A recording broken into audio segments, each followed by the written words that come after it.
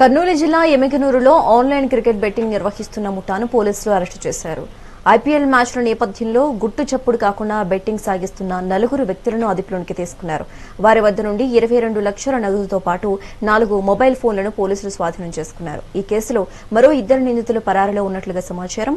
Online యాప్ల ద్వారా యువతను తప్పుదోవ పట్టిస్తున్న ఇలాంటి ముఠాలపై కఠిన చర్యలు తీసుకుంటామని పోలీసులు హెచ్చరించారు.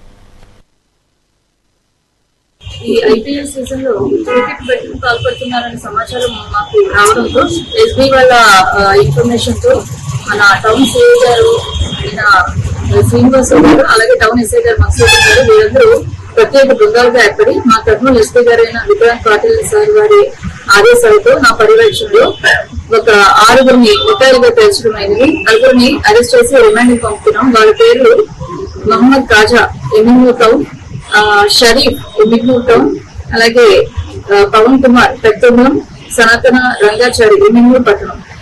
ఇంకొక 2 అనగా సోమూర్తి ఆదోని, తీరా సిరిగుప్ప వీళ్ళిద్దరు పరారీలో ఉన్నారు.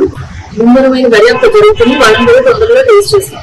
దగ్గర నుంచి 22 లక్షలు సీజ్ చేయడం అయింది. అలాగే 4 మొబైల్ ఫోన్ సీజ్ చేయడం జరిగింది. ఈ విచారణలో మనకు తెలియదు ఏంటంటే వీళ్ళందరూ కూడా ఫిజికల్ గా కాకుండా ఆన్లైన్ బెట్టింగ్ యాప్ ద్వారా ఈ ఐపీఎల్ క్రికెట్ బెట్టింగ్ కు పాల్పడుతున్నారు. డెక్కన్ 47 అనే బెట్టింగ్ యాప్ ద్వారా చేస్తున్నారు. ఎవరైనా కూడా ఇటువంటి యాప్స్ లో పాల్గొని వారి జీవితాలను నాశనం చేసుకోవద్దు.